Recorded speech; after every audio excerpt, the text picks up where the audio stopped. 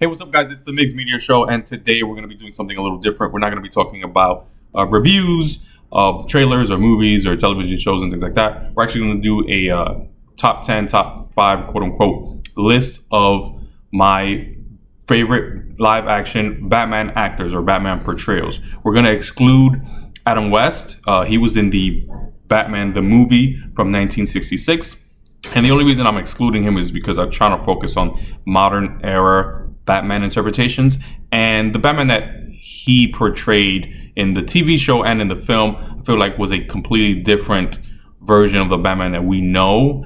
They kind of did their own thing with the Batman, the villains and the characters and stuff like that. And for that time, it was probably, a good thing. But I don't think you can kind of compare them to what we've gotten since.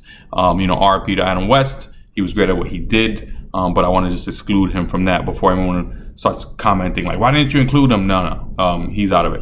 So there have been 6 other actors who've played live action Batmans in films, and I'm going to jot them down, all right? So we're going to start off with number 6, which is, the kind of the bottom of the barrel or the lowest one, and that will be, for me, George Clooney. I think he was a poor representation of Bruce as Batman. He wasn't given much, script-wise, dialogue-wise, and things like that, because the movie was horrible in every way, shape, or form. And George Clooney is an awesome actor. I think he's great. I love him in almost everything he does. I just think it was a poor choice for him to play that role. And yeah, he's number 6. I'm not going to harp on it too much. But yeah, George Clooney as my number 6. Now, number 5 is Val Kilmer. He was in, Batman Forever, which was the 3rd movie in the Tim Burton universe. Because the Tim Burton universe started, I believe, in 1989 and had 4, subsequent films. The first 2 were written and directed by Tim Burton. The second 2 were directed by, something Schumacher. And those last 2 films were horrible. Now, George Clooney was in the 4th one. Val Kilmer played Batman in the 3rd one. And Val Kilmer, again, I think he was a little bit better than George Clooney. But given what he was given and how he portrayed, both Batman and Robin, not Batman and Robin, but Batman and Bruce Wayne, think he's number 5. No fault of his own, I guess, but just didn't work for me. Now we're going to start getting into the more recent ones that people remember. One of them is Christian Bale. Christian Bale, for me, comes at number 4. Now, people will argue this like a lot with me and on social media and different websites and stuff like that. They say that he is the best Batman, and I personally don't agree. I think he was in the best Batman films, written and directed by Christopher Nolan, the Dark Knight trilogy that everyone knows and loves. The first one had Scarecrow, the second one had Heath Ledger's Joker, which is, probably one of the best comic book movies ever, in the pantheon of superhero movies. But him as Batman and Bruce Wayne, I thought he was the weakest link. That's why, for me, he's number 4. He's better than Val Kilmer and George Clooney, in my opinion. But I feel like him as Batman was the weakest point of all 3 films. I was more invested in the supporting characters and the villains in all those movies. Now, you could argue that that was how the movies were kind of built. But again, he's an amazing actor. And I think that when I see him, I don't see Bruce Wayne. And when I see him, I don't see, Batman. And yeah, so he's my number 4. Now, number 3, I would say it was Michael Keaton. I thought he was great in the role. A lot of people might not know this, but Michael Keaton started off as a comedian. So when he was hired to play Bruce Wayne and Batman in the 1989 Batman film by Tim Burton, this is before, the internet. So people sent thousands upon thousands of letters to Warner Brothers telling them not to allow him to play Batman. And obviously they let him play it anyway. He did an amazing job. The film Batman actually started the quote unquote blockbuster film. They dropped it, I forgot in what month, I think early spring, close to summer, and it broke records. Insane amounts of money, was made by this film. And they say this is what kind of kickstarted the whole blockbuster season and stuff like that. That movie, Batman, with Michael Keaton. And Michael Keaton was an amazing Batman. He did 2 films, Batman and Batman Returns, with Tim Burton at the helm. And the personality switch between him being Batman and him being Bruce Wayne is exactly, what we get from the comic books, is exactly what I picture. He's a little aloof when he's Bruce Wayne, and when he's Batman, he's a man on a mission. And so, yeah, that's my number 3. Now, my number 2 would be Robert Pattinson.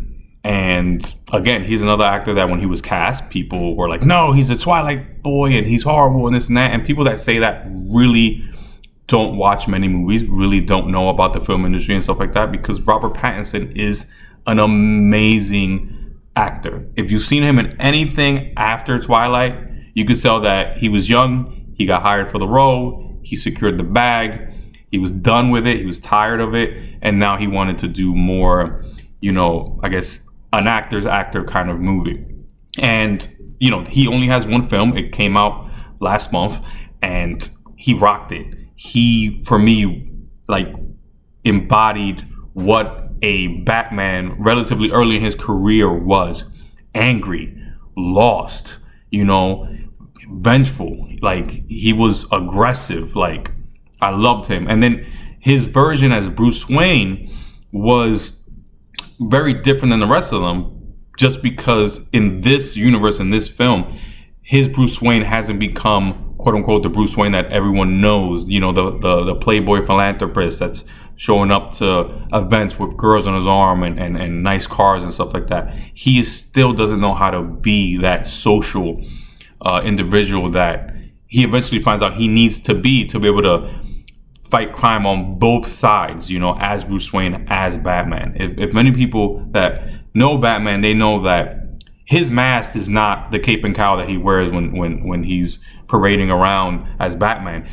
His mask is Bruce Wayne. He puts that on every day that he wakes up and has to go out to the public eye as Bruce Wayne. That is his mask. And at this point in the film, he had not been able to do that yet. He hadn't got to that point. So some people I've seen argue, oh no, he wasn't a good Bruce Wayne because he wasn't like the playboy, but he hadn't got there yet. Now in other films like the Dark Knight trilogy, you see that Christian Bale comes back and immediately jumps into that kind of personality, and that's fine. But in this film with Robert Pattinson, you can see that they kind of leaned it more, showing that he was only focused on,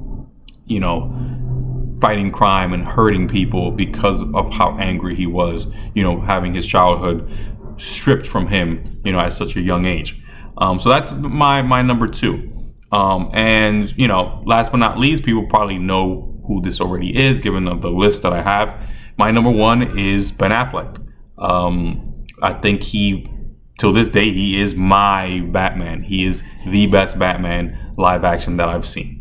I think he encompasses perfectly Bruce Wayne and Batman. He's very similar to Robert Pattinson's Batman, very, very aggressive, very violent, very angry when he's fighting criminals. And then when he is Bruce Wayne, he is suave. You could tell he's the smartest person in the room. He has this smug arrogance about him as Bruce Wayne. And I loved them both perfectly. Now, was he in the best films? No, he was probably in some of the worst films besides Batman and Robin and the Batman Forever film. He was in Batman v Superman, which, kind of went down the middle. 50% of the audience loved it, 50% of the audience hated it, and same with the critics.